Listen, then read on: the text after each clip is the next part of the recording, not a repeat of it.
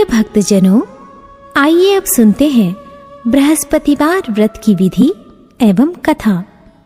इस दिन बृहस्पतेश्वर महादेव जी की पूजा होती है। दिन में एक समय ही भोजन करें, पीले वस्त्र धारण करें, पीले पुष्पों को धारण करें। भोजन भी चने की दाल का ही होना चाहिए, नमक नहीं खाना चाहिए। पीले रंग का फूल, चने की दाल, पीले कपड़े तथा पीले चंदन से पूजा करनी चाहिए। पूजन के पश्चात कथा सुननी चाहिए। इस व्रत के करने से बृहस्पति जी अति प्रसन्न होते हैं तथा धन और विद्या का लाभ होता है। स्त्रियों के लिए ये व्रत अति आवश्यक है। इस व्रत में केले का पूजन होता है। कथा। किसी गांव में एक साहूकार रहता था, जिसके घर में अन्न, वस्त्र और धन किसी की कोई कमी नहीं थी, परंतु उसकी स्त्री बहुत ही कृपण थी। किसी भिक्षार्थी को कुछ नहीं देती, सारे दिन घर के कामकाज में लगी रहती। एक समय एक साधु महात्मा बृहस्पतिवार के दिन उसके द्वार पर आए और भिक्षा की याचना की। स्त्री उस समय घर के आंगन को लीप रही थी। इस कारण साधु महाराज से कहने लगी कि महाराज, इस समय तो मैं घर लीप रही हूँ, आपको कुछ नहीं दे सकती, फिर किसी अवकाश के समय आना। साधु महात्मा खाली हाथ चले गए। कुछ दिन के पश्चात वही साधु महाराज आए, उसी तरह भिक्षा मांगी। साहूकारनी उस समय लड़के को खिला रही थी। कहने लगी, महाराज मैं क्या करूं, अवकाश नहीं है, इसलिए आपको भिक्षा नहीं दे सकती। तीसरी बार महात्मा आए तो उसने उन्हें उसी तरह से टालना चाहा, परंतु महात्मा जी कहने लगे कि यदि तुमको बिल्कुल ही अवकाश हो जाए तो मुझको भिक्षा दोगी? साहूकारनी कहने लगी कि हाँ महाराज, यदि ऐसा हो जाए तो आपकी बड़ी कृपा होगी। साधु महात्मा जी कहने लगे कि अच्छा, मैं एक उपाय बताता हूँ। तुम बृहस्पतिवार को दिन चढ़ने पर उठो और सारे घर में झाड़ू लगाकर कूड़ा एक कोने में जमा कर दो। घर में चौका इत्यादि मत लगाओ। फिर स्नान आदि करके घर वालों से कहो उस दिन सब हजामत अवश्य बनवाएं। रसोई बनाकर चूल्हे के पीछे रखा करो, सामने नहीं। सायंकाल को अंधेरा होने के बाद दीपक जलाओ तथा बृहस्पतिवार को पीले वस्त्र मत धारण करो, ना पीले रंग की चीजों का भोजन ग्रहण करो। यदि ऐसा करोगी तो तुमको घर का कोई काम नहीं करना पड़ेगा। साहूकारनी ने ऐसा ही किया। बृहस्पतिवार को दिन चढ़े उठी, झाड़ू लगाकर कूड़े को घर में ही जमा कर दिया। पुरुषों ने हजामत बनवाई, भोजन बनवाकर चूल्हे के पीछे रखा। वह सब बृहस्पतिवारों को ऐसा ही करती रही। अब कुछ काल बाद उसके घर में खाने को दाना न रहा। थोड़े दिनों में महात्मा फिर आए और भिक्षा मांगी, परंतु सेठानी ने कहा, महाराज मेरे घर में खाने को अन्न नहीं है, आपको क्या दे सकती हूँ?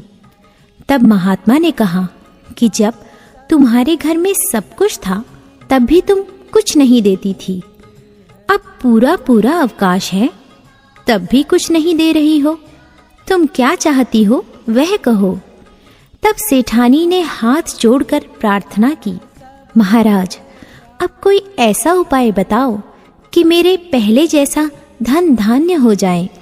अब मैं प्रतिज्ञा करती हूँ कि आप जैसा कहेंगे वैसा ही करूँगी।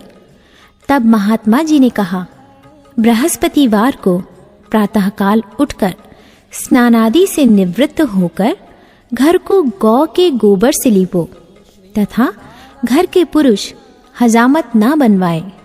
भूखों को अन्न जल देती रहो। ठीक सायंकाल दीपक जलाओ। यदि ऐसा करोगी तो तुम्हारी सब मनोकामनाएं भगवान बृहस्पति जी की कृपा से पूर्ण होंगी। सेठानी ने ऐसा ही किया और उसके घर में धन धान्य वैसा ही हो गया जैसा कि पहले था। इस प्रकार भगवान बृहस्पति जी की कृपा से अनेक प्रकार के सुख भोग कर दीर्घ काल तक जीवित रही।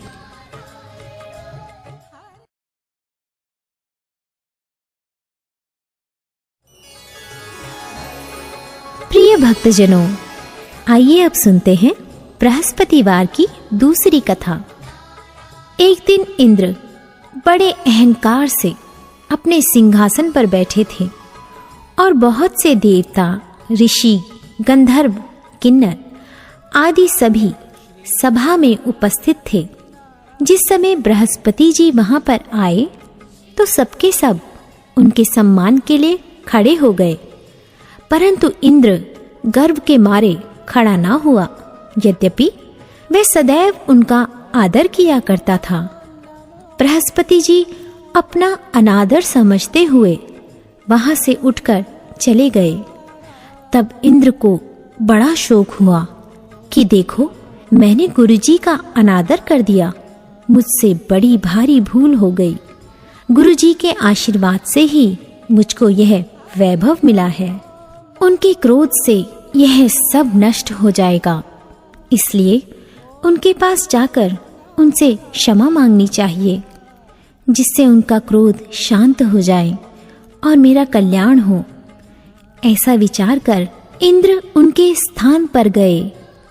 जब बृहस्पति जी ने अपने योग बल से यह जान लिया कि इंद्र क्षमा मांगने के लिए आ रहा है, तब क्रोधवश उनसे भेंट करना उचित ना समझकर अंतर्ध्यान हो गए। जब इंद्र ने बृहस्पति जी को घर पर न देखा, तब निराश होकर लौट आए। जब दैत्यों के राजा वृषवर्मा को यह समाचार विदित हुआ, तो उसने अपने गुरु शुक्राचार्य की आज्ञा से इंद्रपुरी को चारों तरफ से घेर लिया। गुरु की कृपा न होने के कारण देवता हारने व मार खाने लगे।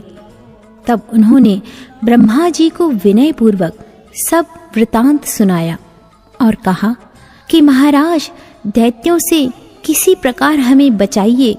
तब ब्रह्मा जी कहने लगे कि तुमने बड़ा अपराध किया है, जो गुरुदेव को क्रोधित किया। अब तुम्हारा कल्याण इसी में हो सकता है। त्वष्टा ब्राह्मण का पुत्र विश्वरूपा बड़ा तपस्वी और ज्ञानी है, उसे अपना पुरोहित बनाओ तो तुम्हारा कल्याण हो सकता है। ये वचन सुनते ही इंद्र त्वष्टा के पास गए और बड़े विनीत भाव से त्वष्टा से कहने लगे कि आप हमारे पुरोहित बनिए, जिससे हमारा कल्याण हो।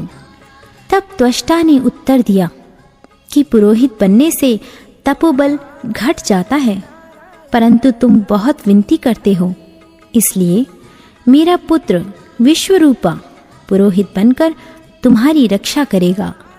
विश्वरूपा ने पिता की आज्ञा से पुरोहित बनकर ऐसा यत्न किया कि हरि इच्छा से इंद्र वृषवर्मा को युद्ध में जीतकर अपने इंद्रासन पर स्थित हुआ। विश्वरूपा के 3 मुख थे। एक मुख से वह सोमपल्ली लता का रस निकाल पीते थे, दूसरे मुख से वह मदिरा पीते और तीसरे मुख से अन्नादि भोजन करते। इंद्र ने कुछ दिनों उपरांत कहा कि मैं आपकी कृपा से यज्ञ करना चाहता हूँ। जब विश्वरूपा की आज्ञानुसार यज्ञ प्रारंभ हो गया, तब एक दैत्य ने विश्वरूपा से कहा कि तुम्हारी माता दैत्य की कन्या है, इस कारण हमारे कल्याण के निमित्त एक आहुति दैत्य के नाम पर भी दे दीजिए तो अति उत्तम हो। विश्वरूपा उस दैत्य का कहा मानकर आहुति देते समय दैत्य नाम भी धीरे धीरे से लेने लगे। इसी कारण यज्ञ करने से देवताओं का तेज नहीं बढ़ा।